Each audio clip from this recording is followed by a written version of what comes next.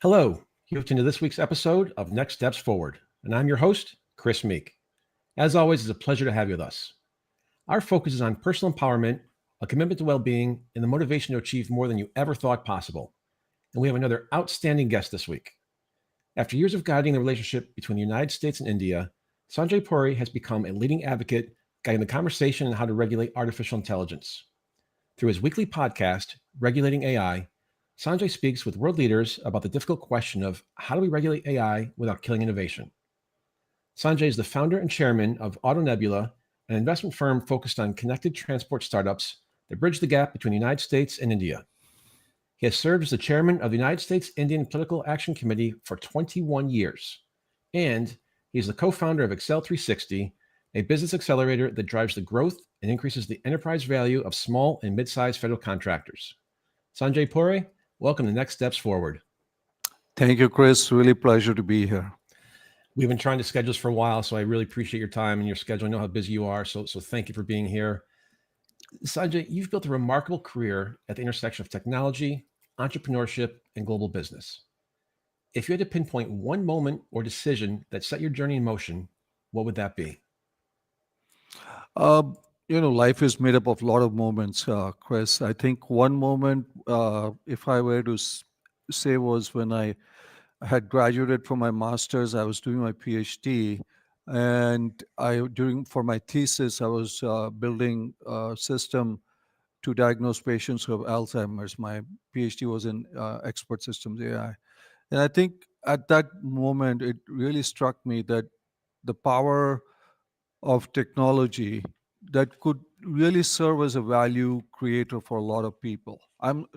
I could never be a physician or a doctor or any of those things, but I just realized that there are other ways that you can really help one person, 10 people, hundreds and thousands. And to me, that was the moment. And did that moment feel like a turning point at the time, or is it only in the retrospect that you recognize its importance? I think it's retrospect, because when you're in the moment, it is the moment. And as I said, there are inflection points in everybody's life, and maybe that was an inflection point.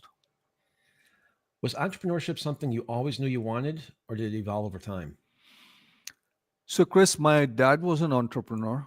So the conversations generally at dinner were, about entrepreneurship. It was really about what he did. And there were summer times he would drag me to his place of work, which I kind of hated. But somehow, and Chris, those days it was not, we didn't have sexy terms like entrepreneurship and VC funding and things like that. It just felt like, uh, you know, that it would be something that I would do that would be creating something of my own. I knew that. It's interesting how you say entrepreneurship or VC. Those are sort of more modern terms. I didn't think about that back then. It would be considered a struggling small business, pretty much. Yes.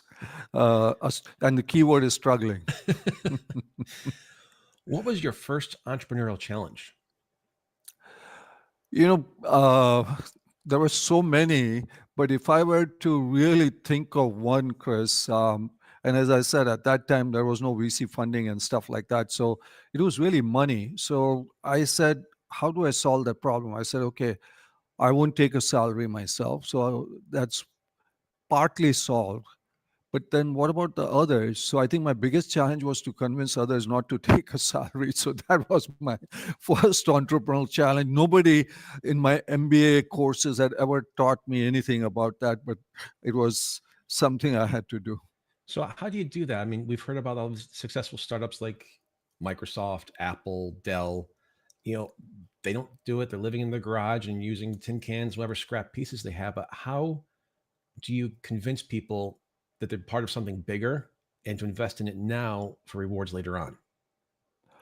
I think first, Chris, you got to believe in it yourself. And you really have to passionately believe in that, because people can, passion is infectious. And whatever you call it, passion, belief, that whatever that feeling is, it's infectious. So I think if you believe in something and you see a big vision and a big opportunity and you're credible and you come across as honest, uh, there are others who want to believe in things too, and there are people who want to have a shared vision. So I think be honest, and also be honest that you don't have all the answers, but together we can figure it out. And what lessons did you learn early that still guide you today? Lessons that I learned early were, you know, um, be focused. I think, again, I speak for myself, and I work with a lot of startup entrepreneurs. It's very, very easy to get distracted. And the other thing is, play to your strengths. Everybody has some strengths. There are people like Elon who have like multiple strengths. But I'm just saying, there are people. So if you have an expertise in certain areas, really hone in on that, and those things will carry you across. And also, don't fear a setback. Be There will be setbacks. I think, Chris, you and I both know that there will be good days, but there will be bad days. And I think uh, ultimately the good days outnumber the bad days. Otherwise, it's time to get out if they don't. And I guess going back to your point or your statement about how the phrase entrepreneurship didn't exist when you're getting started. Nowadays, it's a very common word. There are Mhm, courses being taught on it. There are majors in universities and colleges now. mhm. What makes somebody, or what entices an individual to, hey, you know what, I'm going to go be a startup. I'm going to go risk everything I have, even though I've got student loan debt, and I'm not going to go work for the government or go into finance or go be a teacher. I think a little bit of insanity is absolutely a necessary thing. As my friends would tell me that I'm certifiably nuts, but and also seeing something that others don't, and believing in things that maybe others don't, and um, and just maybe sometimes doing things when others say no. But I think that's obviously you don't want to jump off the cliff also, but sometimes there are a few cliffs that you need to jump without a parachute before you actually figure out how to use a parachute too. um, but I think what makes an entrepreneur is, you see around the edges that nobody does, Chris. Have that optimism that that things will be better than they are today. If you don't have that sense of optimism, it's really, really hard to be an entrepreneur. When you have creditors chasing you, when you have employees in some cases leaving you, or not being able to recruit employees, just a range of things. Your lawyer says that your trademark was rejected, or this and that. You got to have an optimism that, hey, I'll find a way. So being the optimist, self-starter entrepreneur, you're everything from CEO to accountant to the guy taking the garbage out. Hmm. When you have those bad days, which to your point, more often than not, hopefully are fewer than the good days, how do you take care of yourself? What's your self-care? Because things have to wait. Like you said, the creditors are coming. You've got employees looking for a paycheck. Your patent is delayed or whatever it may be. And so how do you fight through all of that so you keep yourself going and seeing, to your point, through everything and around the edges and keeping your optimism? I think again, I only speak for myself in a little way, that one has to keep the big picture in mind. That um, when you look around the world, uh, there are a lot of bad things happening around the world. So uh, I think each one of us is blessed in more ways than we know of. So keeping things a little bit in perspective, and also that faith that you have in yourself. You got to have faith in yourself that were you able to get out of bad situations before, and then also have a little bit of a system, or some core people around you that can be your sounding board. Also, tell you when the emperor has no clothes also. That's also very, very important. So I think those are the important things, Chris. Now, the phrase is kitchen cabinet I like to use, and so Yes, I can absolutely absolutely. totally relate to that. Yeah. So, as a follow up, I know we have some entrepreneurs and aspiring entrepreneurs in our audience today. Mhm. What makes a startup investment worthy in your book? I think the first thing, at least that I look at, is the entrepreneur themselves. Um, have they been in this journey before? And it's okay if they've not been, but if they've not been, have they been punched before, or have they had some kind of a setback in their life story? And I'm not looking for people just who have had setbacks alone, but found a way, because you will have to find a way. There will be many pivots that will come along. So I think that's one absolute quality that I look from an investment standpoint. And is this market that has some huge potentials, that has the potential for some winners? Is it, if it's too crowded a market, then why? Or is this a solution looking for a problem, or is this a problem where you are going to solve some, there is a crying need for that? So I think those are the things that generally, but, and also, is there a team around this person, whether it's already in there or is on in the wings? I think those are the things, Chris, that make it investable. What are the biggest misconceptions that new founders have about starting or scaling companies, and what are their most common mistakes? Uh, and I'll rattle off. Like I said, I have 106 mistakes of my own, but I I don't think your show has got the length of for those mistakes. But generally, again, and I use the word entrepreneurship, is become a little bit of a sexy term in today's lingo. It's still a lot of work, a lot of sacrifices, a lot of opportunity costs that you have to give up. And it's also involves sometimes uh, putting your ego in check, because if you're an entrepreneur, you need to obviously have a healthy ego, because if you don't, then it's going to be hard. But there are times when you got to keep your ego in check, whether it's with investors, potential employees, etc. So those become some of the things, Chris, that one has to really think about. And you know uh, also, you know if you think that you have a great technology and it's going to solve all the problems, no. It's customer maybe just wants a very simple solution. So I think those are some of the challenges that come across. What's the best advice you ignored but wish you hadn't as you were launching a startup?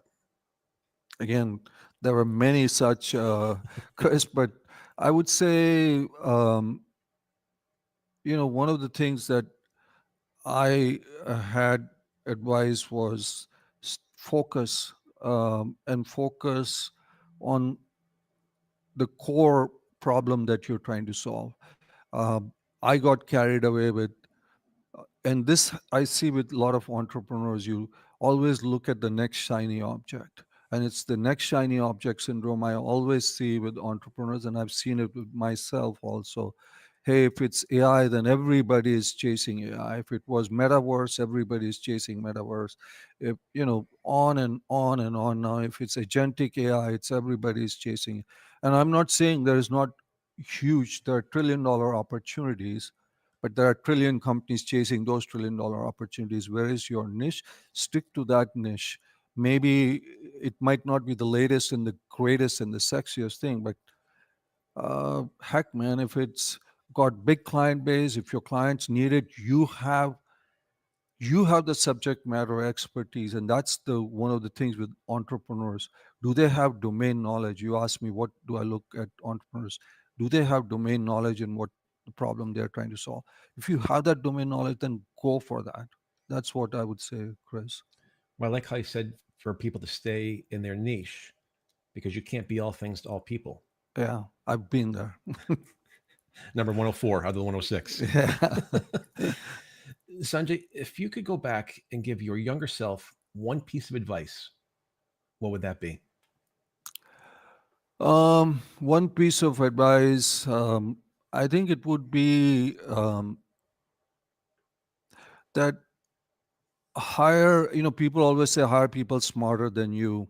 Um, I would say, yes, hire very smart people, but, and this is something I learned along the way, hire people whose values align with you.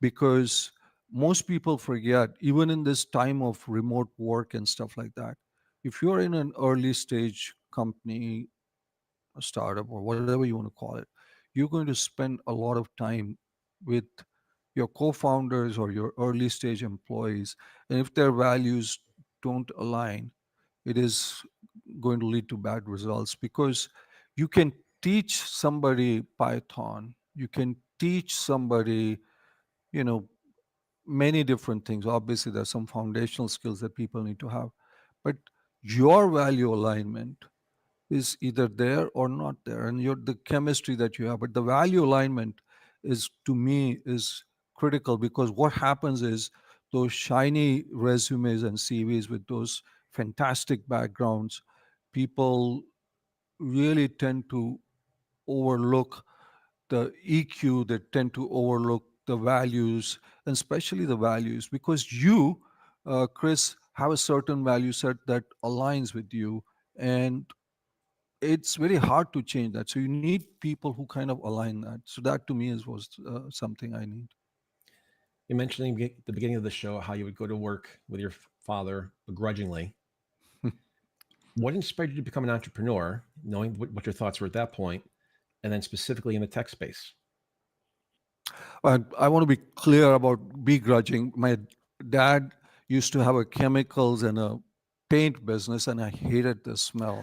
I, All right, I'm fair very, enough. I'm very, very smell sensitive. So that was part of the issue. And anyway, so Too he, harsh of a word. Thank you for yeah. clarifying. So in terms of, when I discovered that I was going to be an entrepreneur, Chris, I, I just, again, like I said, I didn't think of it as entrepreneurship. I thought that I wanted to create something from nothing, that something that did not exist, or something from scratch. That was my desire. Then it became, okay, it's going to be a new company, or it's going to be a startup, or it's going to be a new product, etc. Whatever the term it is, my desire early on, and I had some entrepreneurial gigs growing up that we will not talk about. But it was really about trying to create something from nothing, or something where there was a gap or something like that. That was my feeling. So, if you haven't gone down the entrepreneur route, where do you think life might have taken you instead? Probably in that chemical factory or paint factory, holding my nose up, probably. So maybe that would be, I have no idea. You know, I No, I don't look back. One of the things you want from entrepreneurs, look forward, look forward. Yeah. visionary, not through the rearview mirror. Yeah. So, being inspired is one thing. Having the personal power, being empowered to make your personal and professional dreams happen is often quite something else. Hmm. How did you empower yourself to achieve so much?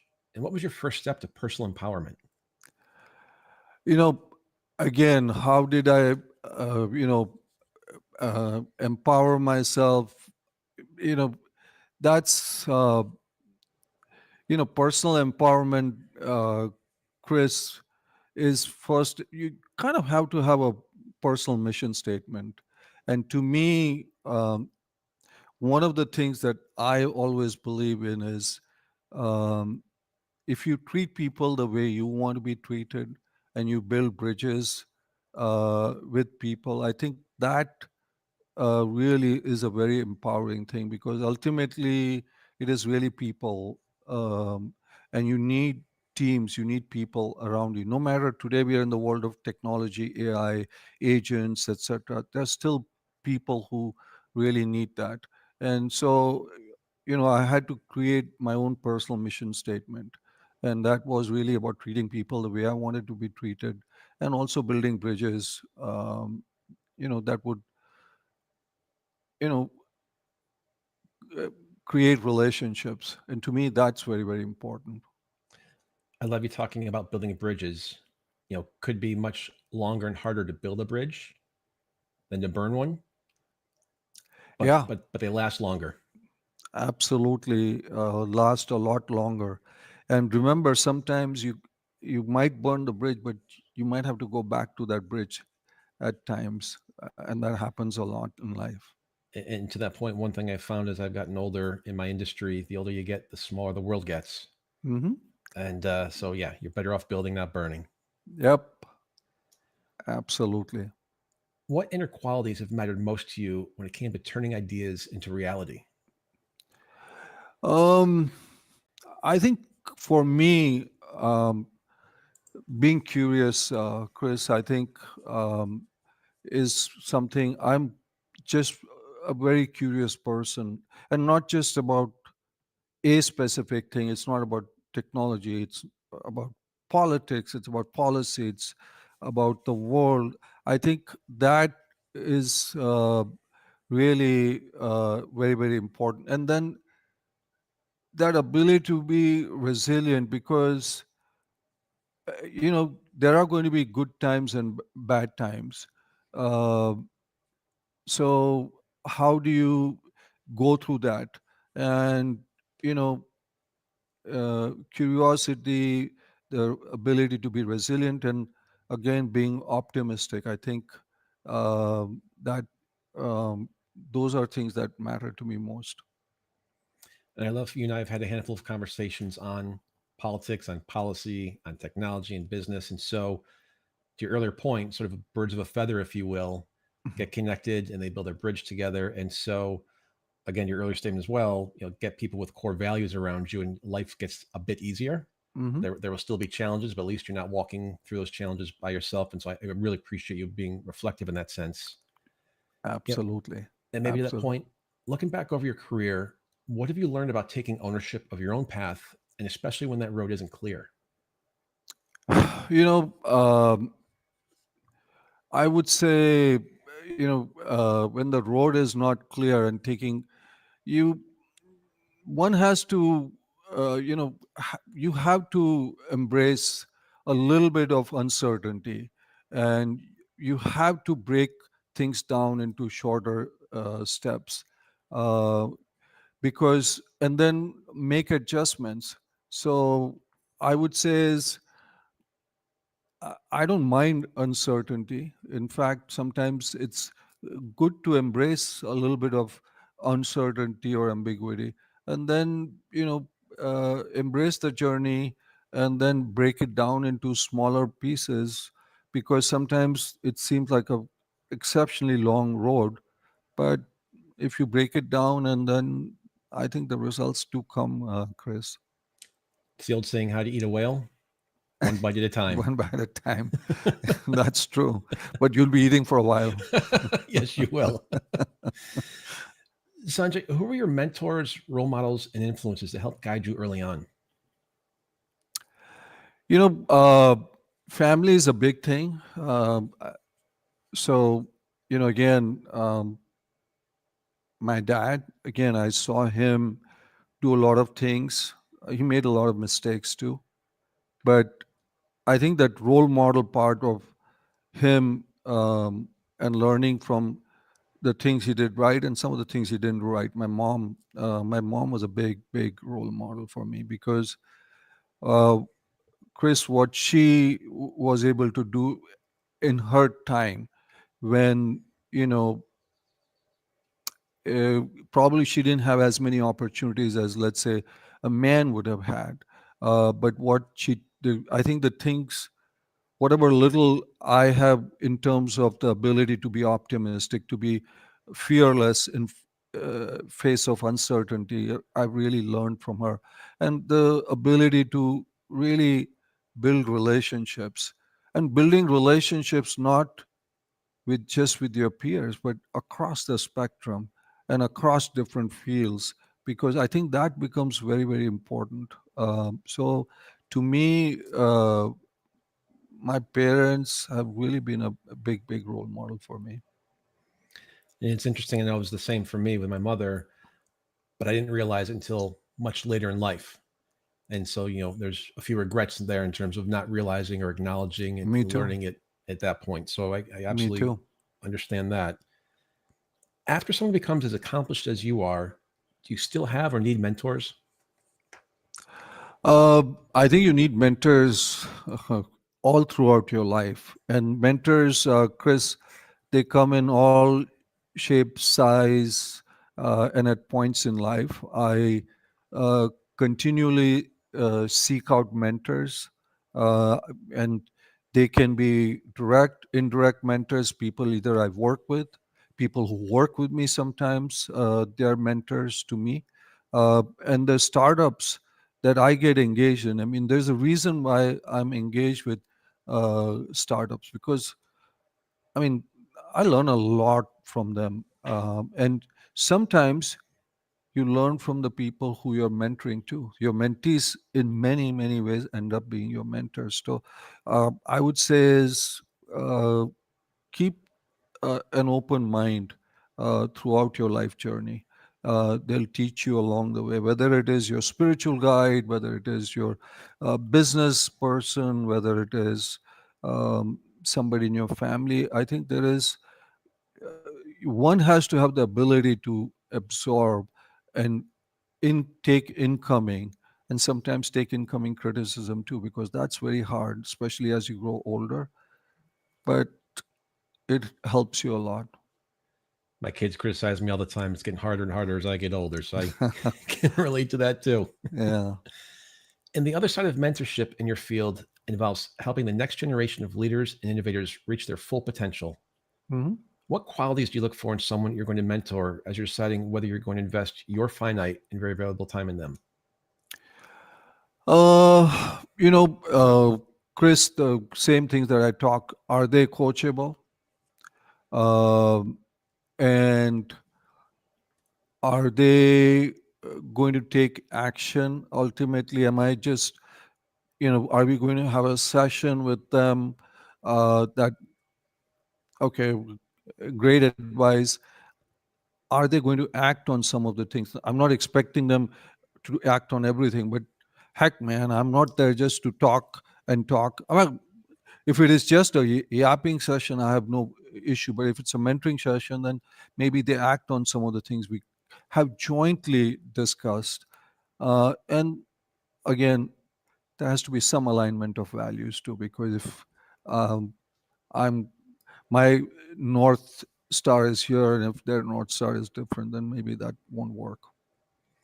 You've shared a lot of your own personal beliefs and philosophies with us, but what's a belief you hold that most people would find surprising that we haven't talked about?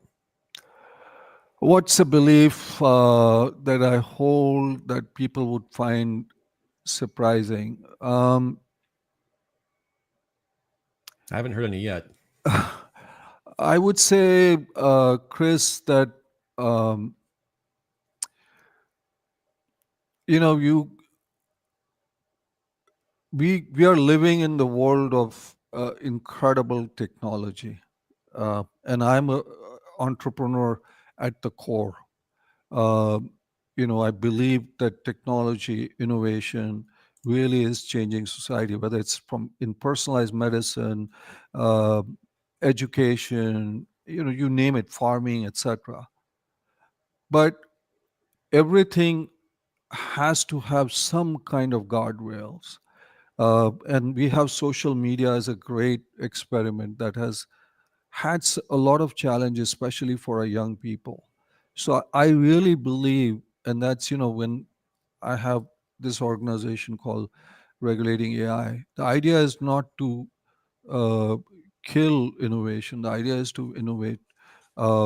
So I really believe, as somebody who's really hardcore, I mean, I'm a hands-on technology person.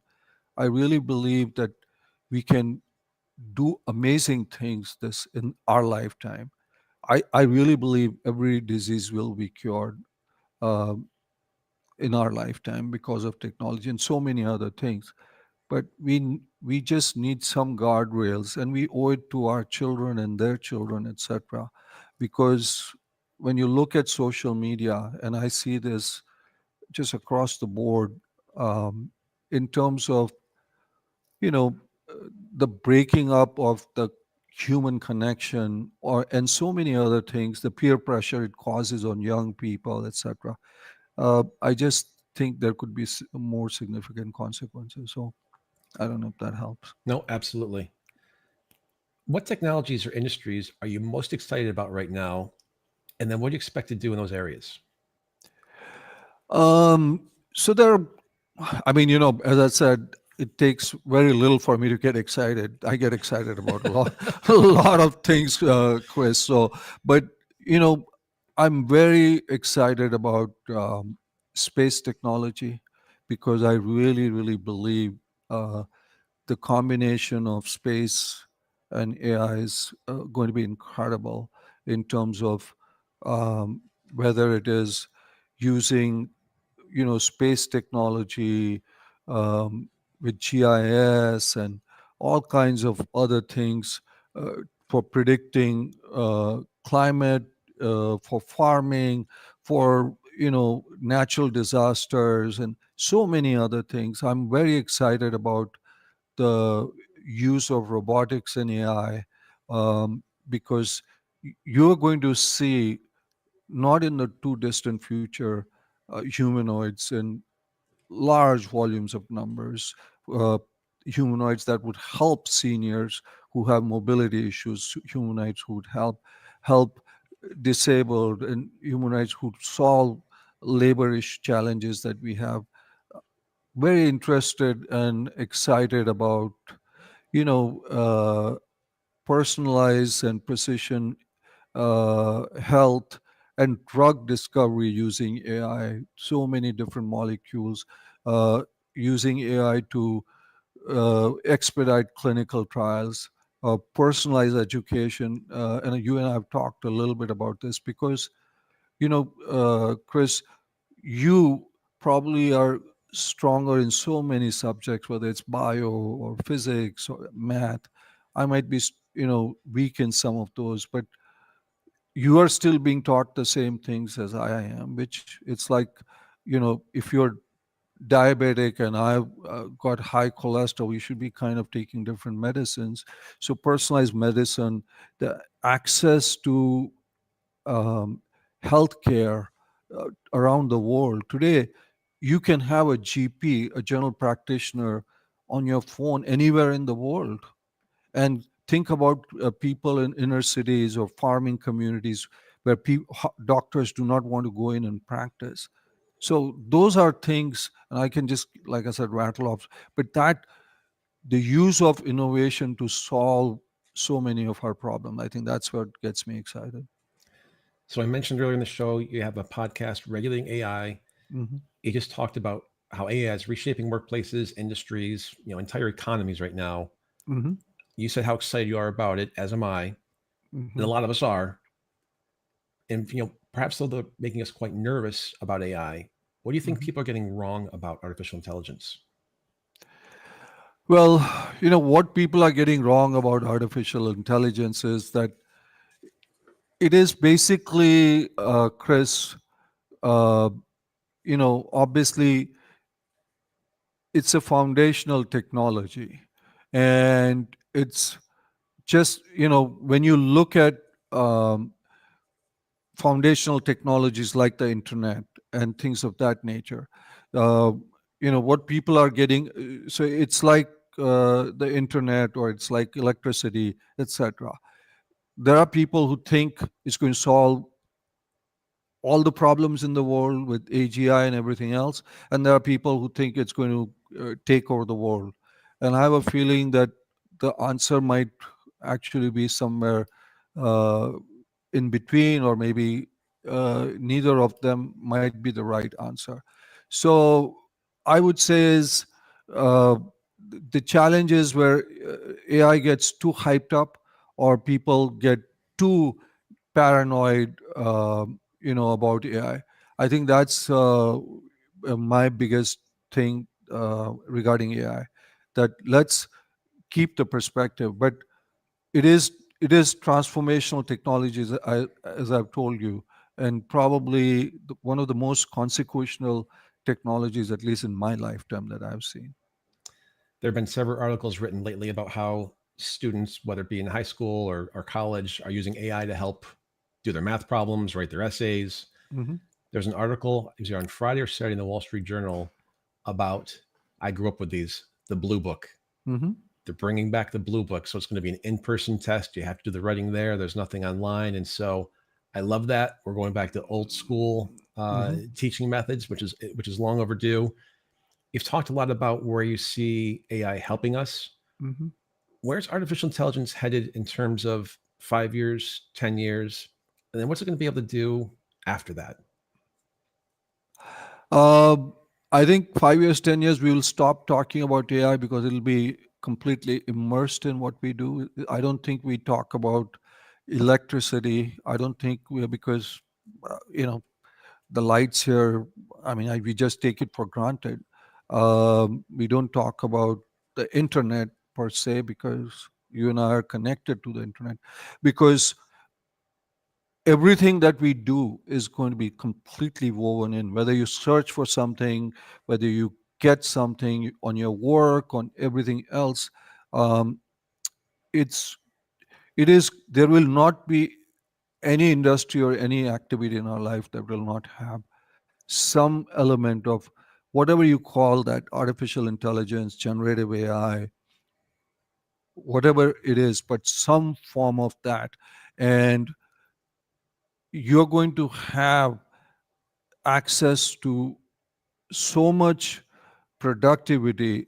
And some of it, Chris, I'm sure you have seen yourself in your daily use. Just imagine what's coming down the pike. This is a, you know 2.5 years of what we have seen, that we have access to so much knowledge. Our behavior will change, because now what do we do with that knowledge? And I think that's where we will see an evolution that will be happening. Is we have tremendous knowledge at such fast speed, high speed. You have, Chris, 1,000 PhDs working for you. What do you do with that?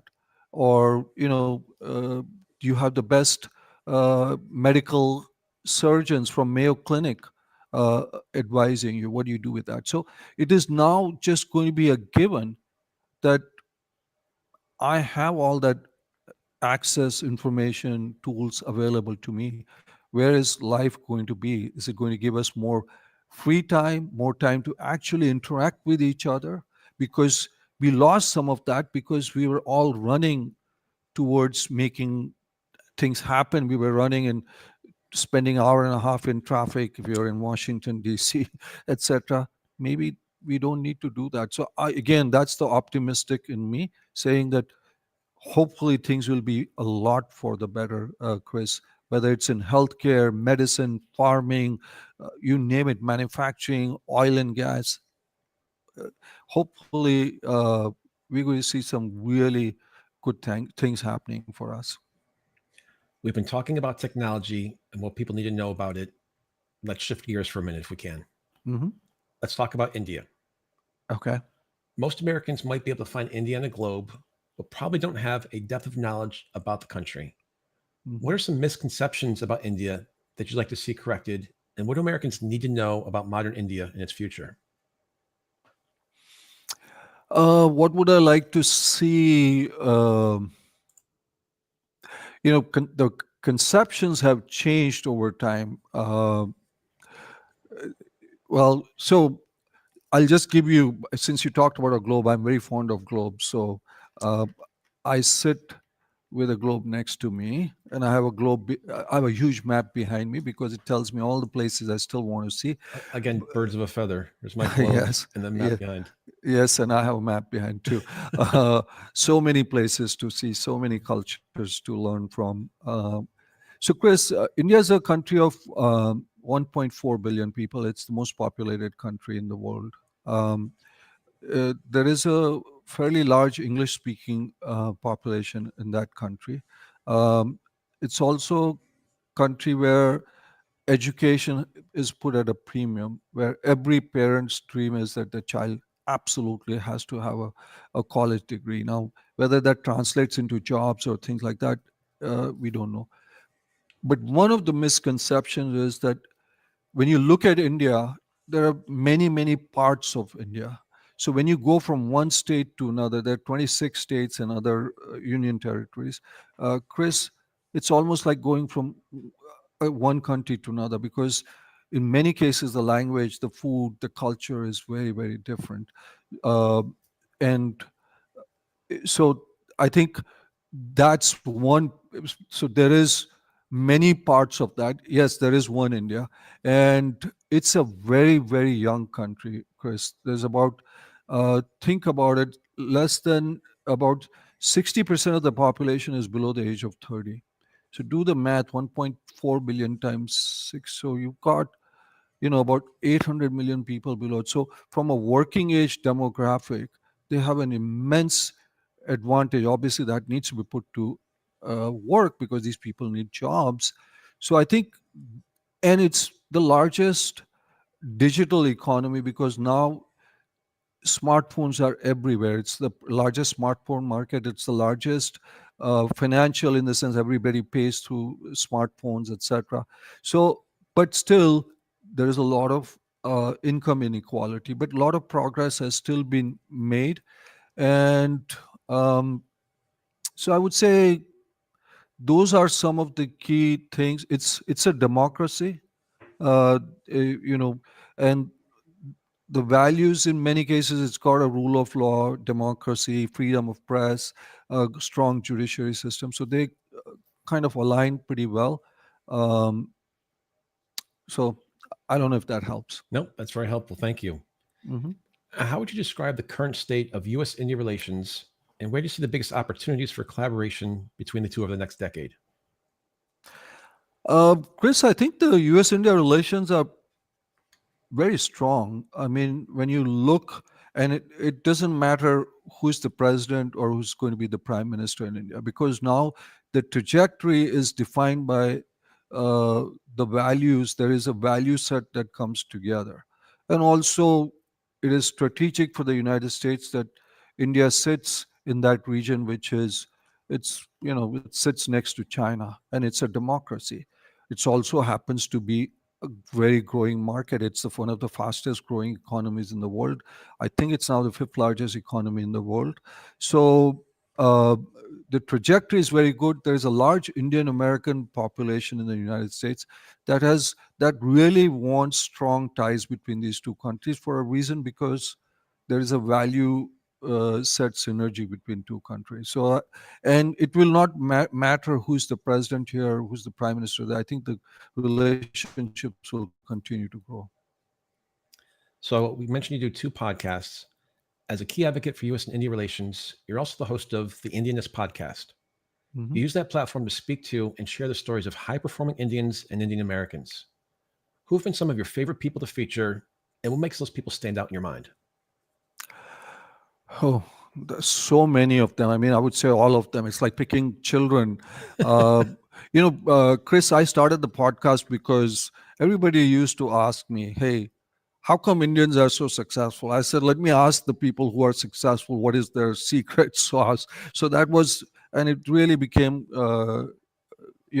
doing a series on their life journeys. There are some amazing stories here, Chris. You have a gentleman who runs one of the largest generic pharmaceutical company in this country. He came to this country, and his first job was in a candy store, and he didn't speak English pretty well. Um, I mean, and I can go on and on and on. There are members of Congress. Then there are people who, where they grew up in villages, um, and came to this country and have achieved tremendous success. And then there's this lady who was at NASA in one of the key positions. She